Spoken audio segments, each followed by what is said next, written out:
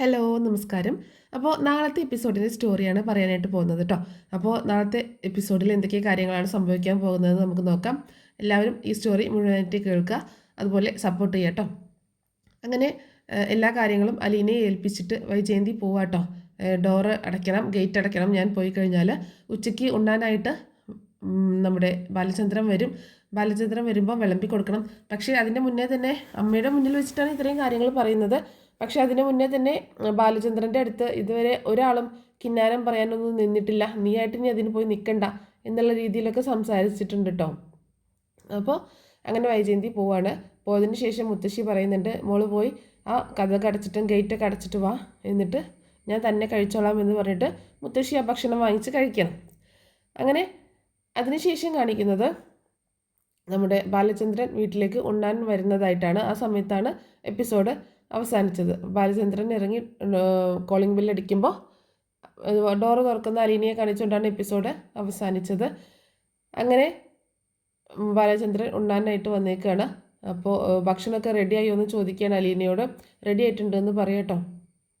അങ്ങനെ എന്നാൽ വേഗം വിളമ്പി വെക്കുമെന്ന് പറയണ. അങ്ങനെ അലീന ഭക്ഷണമൊക്കെ വിളമ്പാണ്. അങ്ങനെ വിളമ്പിക്കൊണ്ട് ഇരിക്കുന്ന സമയത്ത് കഴിക്കാനായിട്ട് വരും കേട്ടോ. അപ്പോൾ ആരാ വന്നതെന്ന് മുത്തശ്ശി ചോദിച്ചിട്ടുണ്ടായിരുന്നു. സാറാണ് വന്നതെന്ന് അലീന പറയുകയും ചെയ്തിട്ടുണ്ട്. അങ്ങനെ ഭക്ഷണമൊക്കെ വിളമ്പി ബാലചന്ദ്രൻ കഴിക്കാനായിട്ട് ഡ്രസ്സൊക്കെ ഒന്ന് മാറി കഴിക്കാനായിട്ട് വന്നിരിക്കുക കേട്ടോ.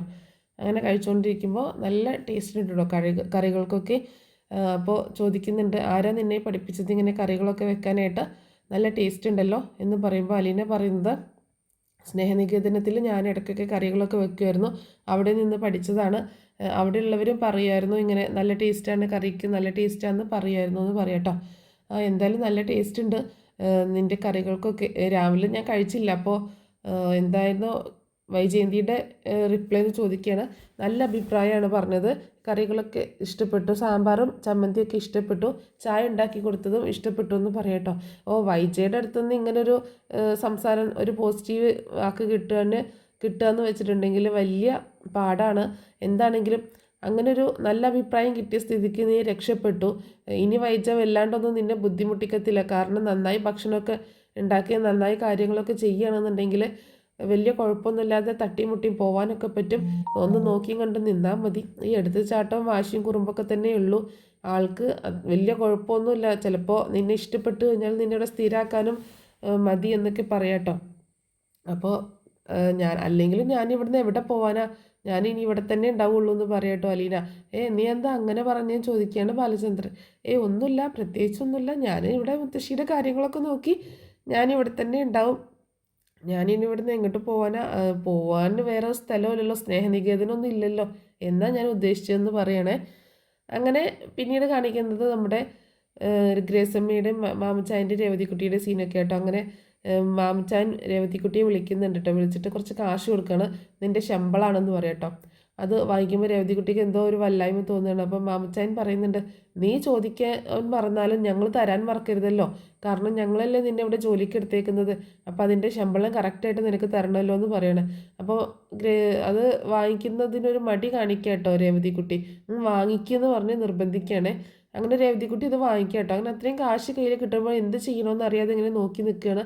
ആ കാശ് വാങ്ങിച്ചിട്ട് രേവതിക്കുട്ടി നേരെ ഗ്രേസമ്മയ്ക്ക് കൊണ്ടുപോയി കൊടുക്കുക കേട്ടോ. അപ്പോൾ ഗ്രേസമ്മ ആകെ അന്തം വിട്ട് നോക്കണം. അതേപോലെ മാമച്ചായനും എന്തായി കാണിക്കുന്നത്, ഇത് എന്തിനാ എനിക്ക് തരുന്നതെന്ന് ചോദിക്കട്ടോ. ഞാൻ പിന്നെ ഇത് എന്ത് ചെയ്യാനാ, എനിക്ക് വേറെ പ്രത്യേകിച്ച് ആവശ്യങ്ങളൊന്നുമില്ല. അപ്പം നിനക്ക് എന്തെങ്കിലും ആവശ്യങ്ങൾ ഉണ്ടാവില്ലേ, നിനക്ക് എന്തെങ്കിലും വാങ്ങിക്കണ്ടേ, നിനക്ക് എന്തെങ്കിലുമൊക്കെ കാര്യങ്ങൾക്ക് ഉപയോഗിക്കാമല്ലോ എന്നൊക്കെ പറയുമ്പോൾ, ഞാനിത് എന്തിനു ഉപയോഗിക്കാനാ, എനിക്ക് എന്തെങ്കിലും ആവശ്യങ്ങൾ, എന്ത് ആവശ്യങ്ങളാണ് എനിക്ക് ഇപ്പോൾ ഇടാനും ഡ്രസ്സ് കാര്യങ്ങളൊക്കെ വാങ്ങിക്കാമല്ലോ എന്നൊക്കെ ചോദിക്കേണ്ട ഗ്രേസമ്മ. എനിക്ക് ഡ്രസ്സ് ഉണ്ടല്ലോ, എനിക്ക് വേറെ ഡ്രസ്സിൻ്റെ ഒന്നും ആവശ്യമൊന്നുമില്ല. പിന്നെ ഇത് ഞാൻ എന്താ ചെയ്യേണ്ടതെന്ന് എനിക്കറിയില്ല. മമ്മി ഉണ്ടായിരുന്നെങ്കിൽ മമ്മിയുടെ അടുത്തോ അല്ലെങ്കിൽ ചേച്ചി ഉണ്ടായിരുന്നെങ്കിൽ ചേച്ചിയുടെ അടുത്തോ കൊടുക്കാമായിരുന്നു. പക്ഷേ ഇതിനിപ്പോൾ ഞാൻ വേറെ ആരെടുത്ത് കൊടുക്കാനോ എന്ന് പറഞ്ഞിട്ട് ഗ്രേസമ്മയ്ക്ക് കൊടുക്കാം കേട്ടോ. അത് കേട്ടിട്ട് ഗ്രേസമ്മയ്ക്ക് മാമച്ചായനും ആകെ വല്ലാതെ ആവുന്നുണ്ട്.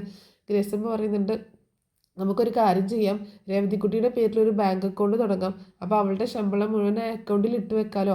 അങ്ങനെ തന്നെയാണ് അന്ന് ബ്രിജിത്തമ്മ പറഞ്ഞത്, അവിടുത്തെ സ്നേഹനികേതനത്തിലെ സ്ത്രീ പറഞ്ഞത് എന്ന് ഗ്രേസമ്മ പറയാട്ടോ. എന്നാൽ പിന്നെ നീ അത് ആദ്യം പറയണ്ടേ ഗ്രേസമ്മ, അങ്ങനെ ചെയ്യാമായിരുന്നല്ലോ എന്ന് പറയണേ. നിനക്ക് ബാങ്ക് അക്കൗണ്ട് ഉണ്ടോ എന്ന് ചോദിക്കട്ടോ. അപ്പോൾ അവൾ പറയുന്നുണ്ട് ഇല്ല എന്നിട്ടാ. എന്തായാലും നമുക്കൊരു ബാങ്ക് അക്കൗണ്ട് സ്റ്റാർട്ട് ചെയ്യാം, അതിലേക്ക് ഇവളുടെ സാലറി ഒക്കെ ഇട്ട് വെക്കാമെന്ന് പറഞ്ഞിട്ട് അപ്പോൾ ഇത് ഞാനിപ്പോൾ എന്ത് ചെയ്യുമെന്ന് ചോദിക്കട്ടോ രേവതിക്കുട്ടി. അത് നീ സൂക്ഷിച്ചു വെക്ക്, എനിക്ക് ഇത്രയും കാശൊന്നും സൂക്ഷിക്കാനൊന്നും അറിയത്തില്ല, ഞാൻ സൂക്ഷിച്ചിട്ടൊന്നുമില്ല എന്ന് പറഞ്ഞിട്ട് ഗ്രേസമ്മയുടെ കയ്യിൽ തന്നെ കൊടുക്കുക കേട്ടോ. അങ്ങനെ ഗ്രേസമ്മ ആ കാശ് വാങ്ങിക്കണം. എന്തായാലും നമുക്ക് നാളെ തന്നെ പോയിട്ട് കുറച്ച് ഒരു അക്കൗണ്ട് സ്റ്റാർട്ട് ചെയ്യാം, എന്നിട്ട് കുറച്ച് സാധനങ്ങളൊക്കെ വാങ്ങിക്കാം നിനക്ക് എന്നൊക്കെ പറയണേ. അങ്ങനെ പിന്നീട് കാണിക്കുന്നത് ചിന്നുകുട്ടീനെ കേട്ടോ. ചിന്നുകുട്ടി ഏത് സമയം രേവേൻ്റെയും അതുപോലെ അലീനാൻ്റെയും വരും എന്ന് ആലോചിച്ചുകൊണ്ട് ഇങ്ങനെ ഇരിക്കും കേട്ടോ. പക്ഷെ അവരവിടെ കൊണ്ടാക്കി പോയതല്ലാതെ വന്നിട്ടേ ഇല്ല. ഏത് സമയവും അവർ വരുന്നത് നോക്കിയിട്ട് ഇങ്ങനെ ആലോചിച്ചുകൊണ്ടിരിക്കും, അവരെ കാത്തിങ്ങനെ ഇരിക്കും കേട്ടോ. അങ്ങനെ രവതിക്കുട്ടീനെയും അലീനേനെ ഇങ്ങനെ നോക്കിയിരിക്കണം. ആ സമയത്ത് സിസ്റ്റർ വന്നിട്ട് ചോദിക്കുന്നുണ്ട്, ചിന്നുകുട്ടി എന്താ ഇവിടെ വന്നിരിക്കുന്നതെന്ന് ചോദിക്കുമ്പോൾ, ഞാനേ ഒരാളെ വെയിറ്റ് ചെയ്യാം. അപ്പോൾ ആരെയാണ് വെയിറ്റ് ചെയ്തിരിക്കുന്നത്? ഞാനേ അലീന ആൻറ്റീനെ രവ ആൻറ്റീനെ വെയിറ്റ് ചെയ്തിരിക്കുകയാണ്, അവർ വരും എന്നിങ്ങനെ പറയട്ടോ. ആണോ, അവരാണോ ഇന്ന് വരുന്നത്? ആരാ ചിന്നുകുട്ടീനെ ഇന്ന് കാണാൻ വരുന്നത്? ആരെയാ ചിന്നുകുട്ടി കാത്തിരിക്കുന്നതെന്നൊക്കെ ചോദിക്കുക കേട്ടോ സിസ്റ്റർ. അപ്പോഴാണ് പറയുന്നത്, രവി ആൻറ്റീനെയും അലീന ആൻറ്റീനെയാണ് ഞാൻ കാത്തിരിക്കുന്നത്, അവരെന്നെ കാണാനായിട്ട് വരും എന്നൊക്കെ പറയുകയാണെ. അത് കേൾക്കുമ്പോൾ എങ്കിൽ നമുക്ക് അകത്തേക്ക് പോയിരിക്കാം, അവർ വരുമ്പോൾ നമുക്ക് വന്ന് വിളിക്കാമല്ലോ എന്നൊക്കെ പറയുന്നുണ്ട് കേട്ടോ. അപ്പോൾ എല്ലാ ദിവസവും ചിന്നുകുട്ടി രവി ആൻറ്റിയും അലീന ആൻറ്റിയും വരും എന്നുള്ളൊരു പ്രതീക്ഷയിലാണ് കാത്തിരിക്കുന്നത് കേട്ടോ. പിന്നീട് കാണിച്ചിട്ടുള്ളത് നമ്മുടെ ഹരി കടപ്പാട്ടൂർ വീട്ടിലേക്ക് താമസിക്കാനായിട്ട് വരിക കേട്ടോ. ബാഗൊക്കെ എടുത്തുകൊണ്ട് 2-3 ദിവസം താമസിക്കാനായിട്ട് വരികയാണ്. അലീനയെ എങ്ങനെയെങ്കിലും വശത്താക്കണം എന്നുള്ള ഒറ്റ ചിന്തയോട് കൂടിയിട്ടാണ് ഹരി വരുന്നത് കേട്ടോ. അപ്പോൾ ഹരി വന്നിട്ട് രോഹിതിനെ കൂട്ടുപിടിച്ചിട്ട് വീട്ടിൽ ആരുമില്ലാത്ത സമയത്ത് അലീനയെ ഉപദ്രവിക്കാനായിട്ട് ശ്രമിക്കുന്നുണ്ട്. പക്ഷേ അതിൽ നിന്നൊക്കെ അലീന രക്ഷപ്പെടുന്നുണ്ട് കേട്ടോ. എന്താണ് ഉപദ്രവിക്കാൻ പോണതെന്നും എങ്ങനെയാണ് രക്ഷപ്പെടുന്നതെന്നൊക്കെ നമുക്ക് ഒരു എപ്പിസോഡിൽ പറയാം. ഹരിയുടെ ഈ വരവ് കണ്ടിട്ട് അലീനയ്ക്ക് തന്നെ മനസ്സിലാവുന്നുണ്ട് എന്തോ ഒരു പന്തികേട്.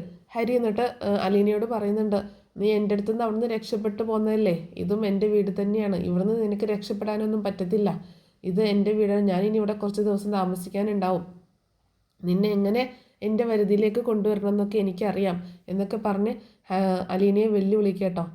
നീ എന്തൊക്കെ ചെയ്തിട്ടും കാര്യമില്ല, നീ മറ്റു പെൺപിള്ളേരെ കണ്ടതുപോലെയൊന്നും എന്നെ കാണാൻ നിൽക്കണ്ട, എന്നെ നിൻ്റെ ഇഷ്ടങ്ങൾക്ക് കിട്ടില്ല, ഞാൻ നിൻ്റെ ചേച്ചിയാണ് എന്നുള്ള രീതിയിൽ സംസാരിക്കട്ടോ, ഒരു സഹോദരിയായിട്ട് കണ്ടൂടെ എന്ന് പറയുമ്പോൾ, എനിക്ക് ഒരുപാട് സഹോദരിമാരുണ്ട്, വീട്ടിലുണ്ട് ഒരെണ്ണം, ഇവിടെ ഉണ്ട് 2 അത് കൂടാതെ വേറെയുണ്ട്, അതുകൊണ്ട് ഇനി ഒരു സഹോദരിയെ എനിക്ക് താങ്ങാൻ പറ്റത്തില്ല, നീ സെർവൻ്റായിട്ട് തന്നെ നിന്നാൽ മതി, നീ അനാഥയായ ഒരു സെർവൻ്റ് അല്ലേ, അങ്ങനെ തന്നെ നിന്നാൽ മതി, എന്നാലേ എനിക്ക് നിന്നോട് സംസാരിക്കാനൊക്കെ താല്പര്യമുള്ളൂ എന്നൊക്കെ പറയാട്ടോ. അപ്പോൾ വീണ്ടും പറയണ്ട, ആ മനുച്ചേട്ടനെ എത്ര നല്ല മനുഷ്യനാണ്, അദ്ദേഹത്തിൻ്റെ അനിയൻ തന്നെയാണോ നീ എന്നൊക്കെ ചോദിക്കട്ടോ. അദ്ദേഹത്തിൻ്റെ അനിയൻ തന്നെയാണ്, മനുച്ചേട്ടനെ എന്തിനു കൊള്ളാം, യൂസ്ലെസ്, ഒരു കാര്യത്തിനും ഉപകരിക്കത്തില്ല, അങ്ങനത്തെ ഒരു ടൈപ്പ് എന്നുള്ള രീതിയിൽ മനുവിനെ വളരെ മോശമായിട്ട് സംസാരിക്കുക കേട്ടോ. ഞാനും രോഹിത്തുമാണ് കൂട്ട്, ഏത് സമയത്തും ഞാനും രോഹിത്തുമാണ് കൂട്ട്, ഇനി ഇവിടെ ഞങ്ങൾ ഏതായാലും കുറച്ച് ദിവസം ഉണ്ടാവും, ഇനി ഞങ്ങളുടെ ദിവസമാണ് എന്നൊക്കെ പറഞ്ഞിട്ട് ഹരി അകത്തേക്ക് കയറി പോകട്ടോ. മുത്തശ്ശിയെ കാണുന്നില്ലെന്ന് ചോദിക്കുന്നുണ്ട് കേട്ടോ നമ്മുടെ അലീന. മുത്തശ്ശിയെ ഇന്നാൾ കണ്ടതല്ലേ, ഇനിയിപ്പോൾ എപ്പോഴേലൊക്കെ വന്ന് കാണാം എന്നുള്ളൊരു മൈൻഡിൽ അങ്ങനെ പറഞ്ഞുകൊണ്ട് ഒന്നും മൈൻഡ് ചെയ്യാതെ പോവുകയാണേ. അപ്പോൾ ഇത്രയൊക്കെ കാര്യങ്ങളാണ് നാളത്തെ എപ്പിസോഡിൽ സംഭവിക്കാനായിട്ട് പോണത്. അപ്പോൾ ഈ സ്റ്റോറി നിങ്ങൾക്ക് ഇഷ്ടപ്പെട്ടോ എന്നറിയില്ല, സംസാരത്തിന് ചെറിയ ബുദ്ധിമുട്ടൊക്കെ ഉണ്ട്. അപ്പോൾ എല്ലാവരും സപ്പോർട്ട് ചെയ്യാം കേട്ടോ. Thanks for watching.